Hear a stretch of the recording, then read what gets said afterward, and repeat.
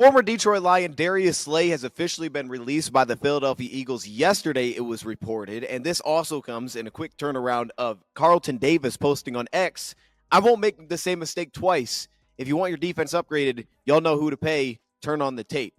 And I think a lot of people believe that that's speaking to the Detroit Lions, though it doesn't make complete sense to me because it wasn't like it was his decision to become a Lion. I mean, he was traded here, but maybe the expectation was that he was going to get a new deal. He's on the final year of his contract, and obviously nothing has happened of those sorts yet. So maybe that's kind of just trying to get the ball rolling, like, Lions, pay me, let's make this thing happen. That's how players do this on social media now, so I'm honestly not making too much of it. But it is possible that he may not return with the Detroit Lions. It's possible that he gets a massive contract, and it's very possible that there's multiple teams interested this offseason, including a team like the New York Jets that could potentially price the Lions out this offseason. All of those things are on the table, but we've seen other guys do this. Like James Cook recently kind of did it with the Buffalo Bills, like wanting that contract extension. So it's kind of a weird X post, a little bit cryptic, but that's usually how it goes. However, Darius Slay getting released, big play Slay, has a lot of Lions fans interested. And apparently maybe there's some intrigue on his end about actually returning to the Detroit Lions. And because of the response that you guys had yesterday when we did our live stream asking me about Darius Slay, I thought, you know what, let's not waste any time.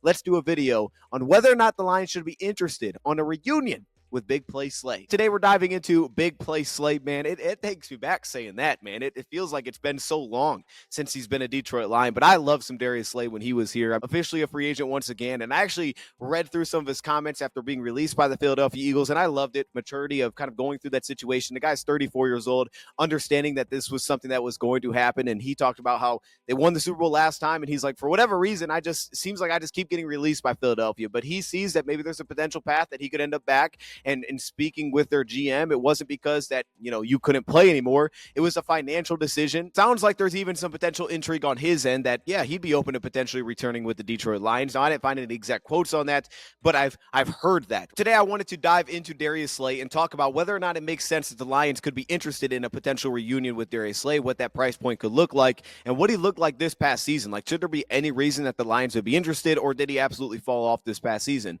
Now, statistically speaking, he played just under 700 snaps for Philadelphia this past year, and unfortunately he has had to deal with his past season specifically. He had a groin injury, had a knee injury the year before. He ended up having knee surgery, had a knee injury, had a concussion. The guy's been banged up. He has missed some time, so that's a factor that does play into this. Statistically speaking, he was great though this past year. A lot of 78.3 pass rating, 2 touchdowns, no interceptions, but 12 pass breakups this past year, while also playing a really healthy amount of snaps, over 40 total tackles, while only having a handful of missed tackles as well. Now, we'll get to the run defense aspect because I don't think he's going to excel in that category. He didn't miss a ton of tackles. Now, there was a few. I didn't feel like he was a enforcer against a run or a thumper or a striker as a run defender, but he absolutely was a relatively reliable run defender, and there was a pretty quick instinctual aspect to his game. He usually positioned himself pretty well, especially in space, to make tackles and bring down the ball carrier. But at 34 years old, what does Darius Slay have left? Let's dive into that and what I took away from watching Darius Slay this past season, who allowed only a 50% completion percentage, which is absolutely outstanding. So let's start off with the good first. So we'll kind of bounce back and forth here, but let's start off with a lot of the good first. First off,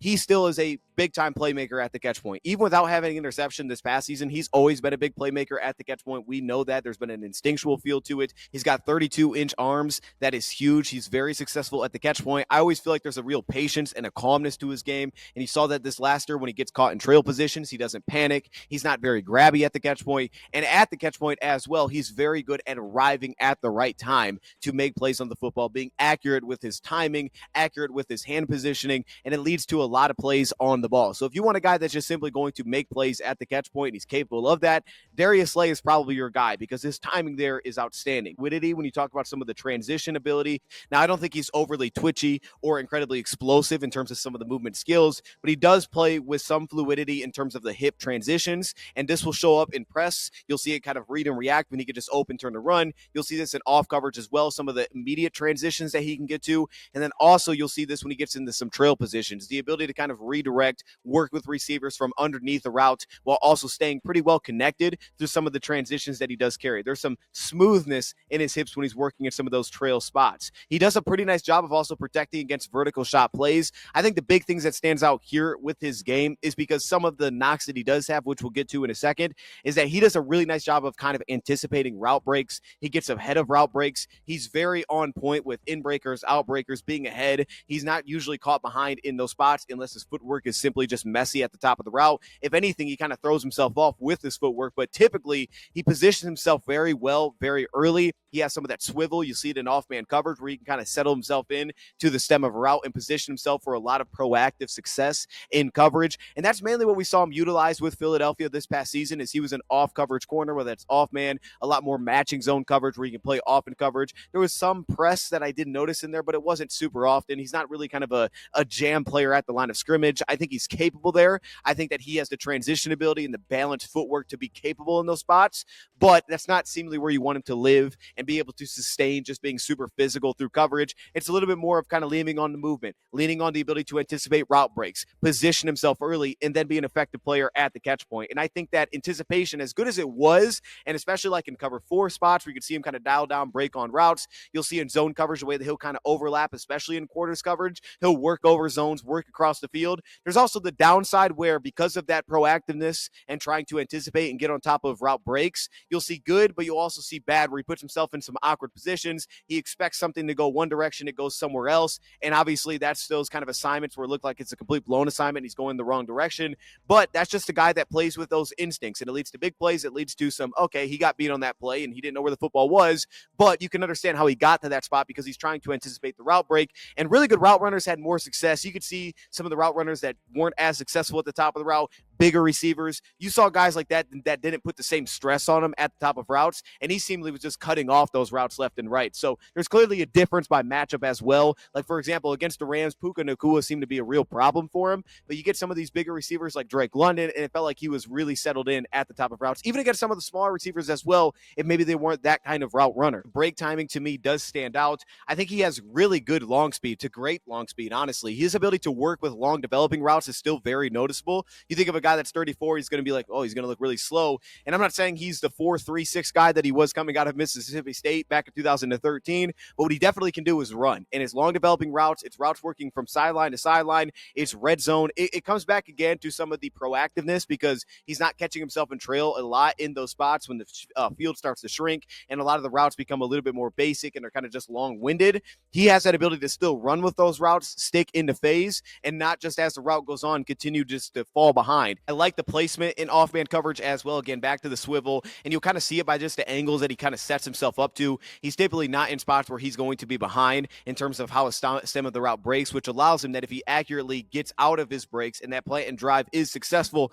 that he's typically going to be in a pretty good position to at very least make an immediate tackle. The balanced footwork in press situations, which is noticeable because we like to do that, even if you're not getting up and jamming somebody, just being balanced, that we're not throwing off the ball immediately. Just play through with that kind of vision that allows him to be a playmaker. Again, some good and bad here. Like we saw early in the year, it was cover 3. He ends up letting a guy get behind him. Felt like he got a little bit tunnel vision underneath, got pulled down by an out route. Big route happens behind him. He doesn't have the vision to see it all. However, you see the vision stand out when he could play top down on routes. And this is where you start to see him kind of work through the route development. And he'll have a vertical route, but he can work back underneath. Or he'll kind of position himself in between two routes. So even if he's in zone coverage, he's not playing, typical, you got to squeeze it back inside. He'll play kind of an in-between game. Utilize the sideline for help, play the inside receiver, and he'll try to cover a lot more space because of that. He has a really nice field awareness to him in zone coverage, which stands out when he's having to sit in some of those vertical zone coverage concepts. Then when he's able to step down into underneath zone coverage, I thought he was super successful because you get him into like cover 2 spots. He would showcase the hips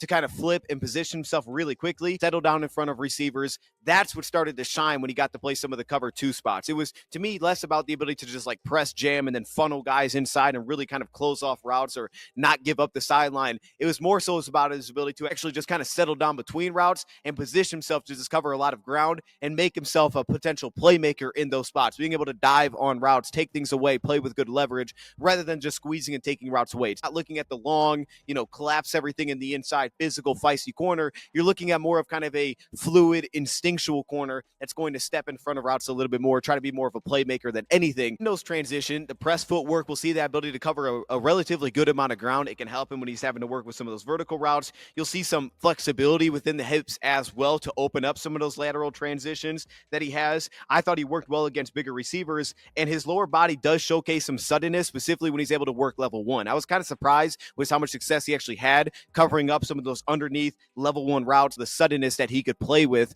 there, because he was a lot more balanced. It didn't feel like he was as fearing of vertical potential push, so he's a lot more aggressive, and because of that, he was more successful working some of those underneath covered spots. Now, onto the knocks, some of the knocks that I have for him, there's a few here. Number one is a run defender. While he doesn't have a lot of missed tackles, and he's not a bad run defender, what he doesn't have is he's not an enforcer. You'll see it on screens. Unless he's avoiding blocks and he's getting on top of the play, he gets kind of just walled out of the play. You don't love the ability to take on block, stack, and shed. That feels like it's going to be a problem. His ability to just kind of shut those things down, go and do more than what's expected, feels like you could be a team that could attack him. If you can land a block, you could potentially attack him in some of those spots, and just screens in general. That doesn't seem like that's going to be an area where he's going to thrive. He has the length, just doesn't feel like he's going to thrive there. It's more about the instinctual kind of getting ahead of the play. Footwork at the top of off-man coverage can be super inconsistent, and I think this is where you see the most inconsistencies. Number one, that plant and drive burst is not great. One, because I don't think he gets to it quickly enough. There's a couple reasons for that. Number one, I don't think he always plays with a great patience in off-man coverage, kind of the plant and drive the top of the route. There doesn't always feel like there's great patience within his footwork, so his feet don't always feel connected through the stem of the route. The ability to kind of recognize pace of the receiver also feels inconsistent as well, where it feels like he gets over aggressive. He kind of transitions way too aggressive upfield. That allows guys to snap off routes, and that can cause opportunities where he just starts holding or he loses leverage on the route. You'll see kind of that over aggressive nature. You'll also see it in some of his pedal, where it feels like he's giving way too much depth in his pedal transitions, and he's kind of allowing things to happen in front of him when he's more responsible for a vertical zone coverage, which is okay, but it allows things to happen in front of him because he feels like he's playing too conservative in those spots. That tends to lead to plenty of examples where he's falling on the ground, he's slipping and falling, his control kind of gets thrown out the window. It feels like you'll see that plenty of time. It almost feels like he's playing catch up within his footwork, and then because of that, like you'll see it against Nakua, for example, working some of the underneath things where his footwork isn't in a spot. Short area quickness is not fantastic, you would hope for, so he takes too long to gather, and then he's slipping and falling trying to make an immediate transition where he doesn't have his footwork, that short, that quick. It's instead a little bit more elongated, so when he's trying to play catch up and trying to speed up, it leads to examples where he's falling on the ground. His angles when trying to squeeze routes can be inconsistent. I think also working to sustain a contact through routes, like you get him jamming guys and trying to work the sideline, while he has the length and the balance to do it, it doesn't feel sustained through the rep. It also feels like it can get him into trouble against some of the better receivers with their hands. Mike Evans, even Burton got him on a vertical route this past season on a route down the sideline. Off-man vision to me also tends to have a lean much heavier to the quarterback, which is, again, an instinctual playmaker mentality. The problem is he can tend to kind of lose sight of where the receiver is and where the break is going, and that tends him to kind of misplay where the break is actually headed to, and it gets him into positions where he's misplaying the route completely, and instead he's just kind of more so judging the quarterback and kind of reading where he's going to go with the football or when he's going to throw the ball. He can get attacked in his blind spot. Again, I feel like the pacing is just off there. There's like a vertical, responsibility that he plays with, but it allows guys to attack him in the blind spot, and it allows him to kind of get pushed out of spots where he's not in a really good spot to recover. And I don't think he has some of that immediate transition to recover short area quickness where he does get pushed vertically to set himself down and snap back to the ball. His lateral burst, as in general to me, is just kind of average. Just some of the true explosiveness that he has. He's not the most explosive athlete in the back end, so that will pop up as well. It's more about proactiveness than it is just being ultra explosive. Now, we can see really nice reps like this where he gets his footwork synced properly. We also see the hips, and he's not pushed vertically into half turn, so he stays square, which allows him to transition, flip, and then get to a really good spot. Also notice in a lot of these plays, he's at left cornerback, which, as a side note for the Lions, that's typically where Carlton Davis would align last year. So for position, like just where he's at on the field, he was comfortable playing a lot of left cornerback last year. If I get to half turn, when do I go from off-man pedal to half turn? How much space am I playing with? Overall, it just feels inconsistent trying to connect everything together. Mike Evans, we saw him kind of fading vertically on a route that was snapped off underneath pretty quickly, where it feels like he's just kind of fading over top, and he's not actually in a spot to make a play on the football. A little bit of a hitch at the top of the route within his footwork as well that will pop up. I think his angles working downhill show up. Number one, you see some of the lack of just true plant drive burst, because it doesn't feel like even when he's on top of where the route's going and he anticipates in-break or outbreaker, he stays on top of it, he connects to it well, and it feels like he's almost beating the receiver to a spot. At very worst, he's on the same track he is, but you don't see as many plays at the catch point there for me unless it's a bad throw. I think number one, sometimes his aggressive sometimes his angles don't feel as aggressive as they could be in terms of the angles to the ball. They feel a little bit more kind of working on top, getting to the spot where the receiver is going to be, not where the ball is. And then also just some of that burst, it doesn't show up. And maybe he's lost a little bit of that over the years, but it doesn't show up as much to like plant and drive and he's undercutting and jumping passes. You don't feel as much of that. Kind of gives me like Stephon Gilmore vibes, what we would see with Minnesota, where you don't feel some of that. You'd see the awareness, but you didn't see some of just the true burst there as much. But I do think that Slay athletically looked like a better athlete than what I remember looking at with Stephon Gilmore still. He looks like a better athlete in terms of movement skills than what I remember looking at with Stephon Gilmore. So I still do have that takeaway. He's not a bad athlete. I just didn't see some of that. Control and working full speed, to kind of redirect or potentially, track routes can be a little bit of a problem in terms of his positioning there. That can lead to some footwork issues. The thing there is I think he plays a little bit too upright. I think he does that within his pedal. I think it throws off his footwork. I think at half turn he can play too upright. We'll see him just kind of not playing with a consistent lower pad level. And because of some of that upright when he has to drop himself down to transition, it doesn't feel as loose. The sync doesn't feel as easy. It feels like it's kind of putting him some tough spots where he doesn't feel just as loose in the lower body to really sink down and consistently play low through a rep and really hurry those transitions. And I feel like that leads to some sluggishness when he tries to get there pretty quickly because it feels a little bit heavy because he feels like he's playing a little bit upright. And that's always been something that's popped up within his game. Overall, to me, so the question is can Darius Slay still play? Absolutely. Like I was pretty surprised when watching the games that I did today to like, yeah, Darius Slay still got it. Like this dude could play. He could be a starter. You could feel confident with him out there as a starter. He feels like more of an off coverage corner that would probably thrive in zone coverage, especially as he continues to age because of some of the smarts within his game. But he felt pretty well-rounded. Like if you put him in man coverage, I feel like he'd be fine. He still has plenty of long speed, so you can work him in press spots. I don't know how physical of a corner he really kind of brings off as a run defender or in coverage, so that might be the big issue. Like if you think of the Lions to kind of sustain a very physical style to the game. But if you asked him to play man and off coverage or is just a lot more zone coverage, he'd be pretty comfortable. I think he can do all the different coverage types. It's just a constant press physical corner doesn't feel like the best spot. Everything else feels pretty good. That doesn't feel like the best spot for his game. Now, do you want him as your number one corner? Probably not ideally, right, if you have a great secondary, but could he handle as a starting outside corner? Absolutely. Like, you feel good about Darius Slay, and he's probably going to take the ball away, and I don't see that changing anytime soon. He's not a spot athletically where we're talking like, oh, move him to safety. Like, he's not there. The dude can absolutely play corner, so don't get it twisted. I hope it didn't come off like that. Darius Slay can still play. And should the Lions be interested? I think that it's worth being interested in big play Slay. Like, you want a smart corner. If he does have intrigue coming back, I think you should be. He's getting off a contract that had a $13.78 million cap at this year, which is actually lower than what Carlton Davis is projected to make on the market this season per year. It's very much at least in kind of the similar area. My guess is at 34 years old, his new contract with a new team could be like a one-year deal potentially. And if it was a one-year deal, maybe somewhere around that Stephon Gilmore number, which this last season for Minnesota was 1 year, $7 million. The cap hit was only 4.6 because they had like 2.3 and dead the next season. So his number could be somewhere in that range, maybe a little bit higher because I think he's coming off a pretty strong year. Maybe somewhere like a year, $7.5 million, a year, $8 million, somewhere there, maybe with some more guarantees for Darius Slay feels like where his number could potentially fall in, and teams might throw that into throw those into void years. But that would be my guess. I think Darius Slay could be like a 1 year, $8 million type of deal this offseason. And I think the Lions should be interested. The biggest question I would have is stylistically, do they want something a little different? You think about Terrion, you think about Rakestraw, you think about Amik.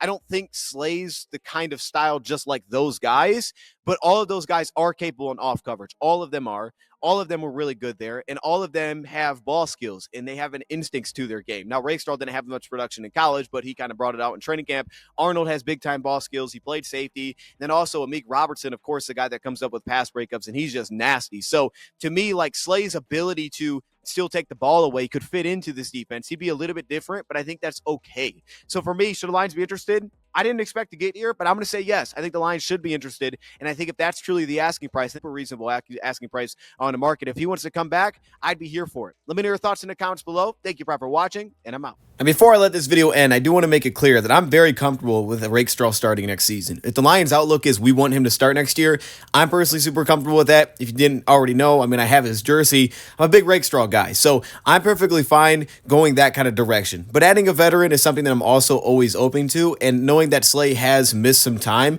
you would kind of expect that to kind of play back in. So to get him on a one-year deal does make sense timeline-wise. Again, it's just a style fit for me, but I am comfortable with Rakestraw.